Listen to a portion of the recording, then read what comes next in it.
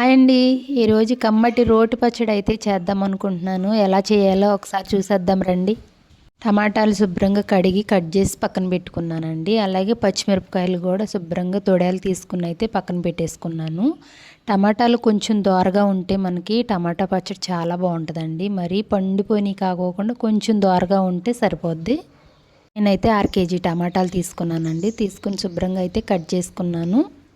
ఈ రోటి పచ్చడికి మనకి ఎక్కువ ఆయిల్ కూడా పట్టదండి. తక్కువే వేసుకోవాలి. కొంచెం వేసుకుని వాటిల్లో మనం చక్కగా మగ్గనివ్వాలండి. టమాటా ముక్కలు, పచ్చిమిరపకాయలు కూడా చక్కగా మగ్గనిచ్చేసి హైలో పెట్టుకోకుండా మనం సిమ్లో పెట్టుకుని నిదానంగా మగ్గనివ్వాలండి. ఎందుకంటే ఇవి మగ్గితేనే బాగుంటాయి. నూనెలో ఫ్రై అయ్యే కన్నా చక్కగా సిమ్లో పెట్టుకుని మగ్గనిస్తే బాగుంటాయి. కొంచెం చింతపండు అయితే వేసేసుకున్నాను. ముక్కలు అయితే చక్కగా మగ్గిపోయినాయి కదా. ఈ చట్నీలో కావాల్సిన ఏంటంటే కొంచెం కల్లుప్పు తీసుకున్న, జీలకర్ర, వెల్లుల్లిపాయి, అలాగే కొద్ది కరివేపాకు, కొంచెం కొబ్బరి తురుము కూడా తీసుకున్నానండి. కొబ్బరి తురుము ఏంటంటే చక్కగా మిరపకాయలు మంట ఉన్నా కానీ మనకి సరిపోద్ది అనమాట. చట్నీ చాలా బాగుంటుంది. కొంచెం ఉల్లిపాయ కూడా తీసుకోవాలండి. ఎర్రగడ్డ ఒకటి వేసాను. అది పెద్దదైతే ఒక పాయ అయినా సరిపోద్ది. లేదంటే చిన్న ఉల్లిపాయ అయితే 2 వేసుకుంటే, మనం 1 కేజీ టమాటాలు తీసుకున్నాం కదా, 2 ఉల్లిపాయలు అయితే వేసుకోవాలి. నేనైతే పెద్దదే ఒకటి ఆనియన్ వేసాను. నాకు మా ఇంట్లో ఎప్పుడు రోటి పచ్చడి చేసుకోవాలన్నా చిన్న రోలు అయితే ఉందండి. ఈ రోట్లో మనకి కడగటానికైనా చాలా ఈజీగా ఉంటుంది. ఎప్పుడు నేను ఈ రోట్లో మాత్రం చక్కగా రోటి పచ్చళ్ళు అయితే మంచిగా చేసుకుంటాను. చిన్న రోలు కదా, మనకి వంటగదిలో పెట్టుకోవడానికి కూడా చాలా ఈజీగా ఉంది. టమాటా ముక్కలు, పచ్చిమిరపకాయలు మనం కలిపే మగ్గనిచ్చాం కదా, వాటిని సపరేట్గా తీసుకుని ఫస్ట్ పచ్చిమిరపకాయలు అయితే నూరుకోవాలండి. అవి మెత్తగా నలిగితే బాగుంటుంది. టమాటా ముక్కలు కొంచెం గ్రేవీ అవుతుంది కాబట్టి ఫస్ట్ పచ్చిమిరపకాయ ముక్కలు అయితే అలా నూరుకుంటే మనకి చట్నీ కూడా కొంచెం మెత్తగా నలుగుద్ది, ఈజీగా అనిపిస్తుంది. నేనైతే అన్నీ కలిపేసి నూరేసేసాను. ఎందుకంటే కొంచెం హడావుడిగా ఉందని చెప్పేసి మొత్తం కలిపేసి నూరేస్తున్నాను. అయినా మా రోలు కూడా చక్కగా నలుగుతుందండి. చిన్నది కదా, చాలా కంఫర్టబుల్గా కూడా ఉంది. చక్కగా నలుగుతుంది చట్నీ. ఎందుకో ఈ టమాటా చట్నీ మాత్రం నాకు మిక్సీలో కన్నా రోట్లోనే చాలా టేస్ట్గా అనిపించింది. ఎందుకంటే ఒక్క నిమిషం ఆలస్యం అయినా సరే నేనైతే మిక్సీలో వేయనండి.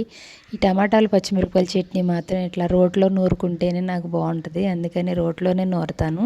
అన్ని రోడ్డు దగ్గర పెట్టుకుని కూర్చుంటే ఎంతసేపు అండి, మనకు 5 నిమిషాల్లో అయిపోద్ది. చక్కగా నలిగిపోద్ది. కొబ్బరి తురుము కూడా వేసి లాస్ట్లో జీలకర్ర, వెల్లుల్లిపాయ కూడా వేసి లాస్ట్లో మొత్తం కలిసేటట్టు నూరేసానండి. ఎర్రగడ్డ కూడా లాస్ట్లోనే వేసాను. ఈ టమాటాలు, పచ్చిమిరపకాయ చట్నీ మా ఇంట్లో అందరూ ఫ్యానేనండి. ఎందుకంటే ఈ చట్నీ అంత ఇష్టంగా తింటాం. మేమైతే దోశల్లోకి ఎక్కువ చేస్తాను నేను. దోశలోకైనా, ఇడ్లీలోకైనా, రైస్లోకైనా చాలా బాగుంటుంది. టమాటాలు కొంచెం దోరగా ఉన్నప్పుడే మనం ఈ చట్నీ చేసుకుంటే చాలా బాగుంటుందండి. అండ్ చిన్న రోలు ఒకటి తీసుకుంటే మనకు వంటగదిలోకి అల్లం వెల్లుల్లి పేస్ట్ నూరుకోవడానికైనా ఏమైనా సరే చిన్న ఏమన్నా చేసుకోవడానికి చాలా బాగుంటుంది. ఇలాంటి చిన్న రోలు ఒకటి తీసుకుని వంటగదిలో పెట్టుకుంటే మాత్రం మనకి చేతంబటి చక్కగా నూరుకోవడానికి చాలా బాగుంటుంది కదా.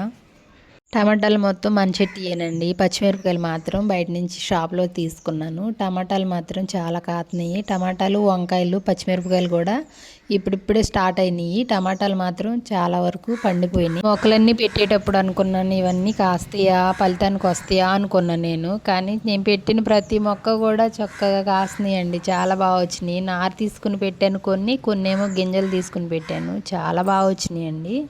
మిరపకాయలు చూసేటప్పుడు ఇన్ని ఉన్నాయి, చాలా ఘాటు ఉంటుందేమో అనుకున్నా, కానీ అస్సలు ఘాట్లేదు. మిరపకాయలు అయితే మంటలేవు అసలు. మళ్ళీ చూసుకున్నాను ఇప్పుడు, అస్సలు మంటలేవు. ఇంకేం చేస్తావు సర్లే అని చెప్పేసి తీసేస్తున్నాను.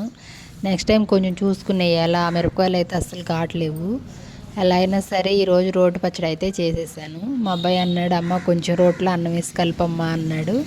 సర్లే అని చెప్పేసి రోట్లో అన్నం వేసి కలిపాను.